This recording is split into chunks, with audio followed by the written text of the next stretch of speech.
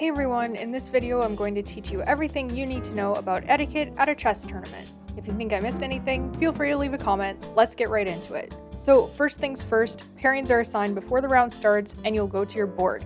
If you're playing a tournament where you need to provide your own set, the player with the black pieces gets their choice of which set to use. Black also gets the clock to their right. Make sure the clock is set to the right time control before the round starts. Also, make sure to turn off your phone and put all electronics out of sight. When you start the game, you will shake hands. A lot of times at the amateur level, people will say good luck or something, and then the player with the black pieces will start the clock. You also shake hands at the end of the game. Unless it's a blitz or rapid tournament, you'll need to notate or write down the moves every time you or your opponent makes a move.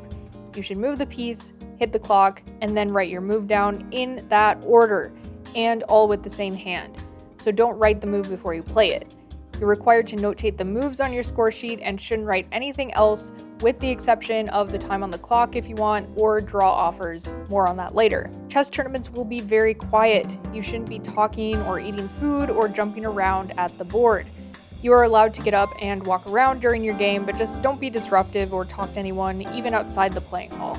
During the round, do not talk to your opponent or other players. It's okay to chat a bit before the game, and after the game sometimes you'll talk briefly with your opponent about a key moment. If there's time, you might agree to do a post-mortem, which is where you go to another area outside the tournament hall and set up a board and talk through the game. You should not be doing any of this post-game chat inside the playing hall. People are still playing, and obviously any noise is a distraction. The only time you should talk quietly to your opponent during the game is to offer a draw or say check, but usually if you're good enough to play in a tournament, you and your opponents shouldn't even need to say check. The other person will just see that they're in check. To offer a draw, there's a very specific way to do that. You will make your move, say draw or I offer a draw, and then hit your clock, allowing your opponent to consider. If they agree to the draw, they will usually be like, yep, and then reach out and shake hands. If a player offers a draw before making a move, the other person is within their right to say, make a move, before accepting or declining the draw. You can decline a draw in two ways. You can just shake your head and say no, or I'll play on, or something to that effect. Or you can just silently make your move, and that effectively declines the draw. If you have a piece that's like off center on its square on the board, you can adjust the positioning of your pieces on your own clock time by saying adjust before you touch them.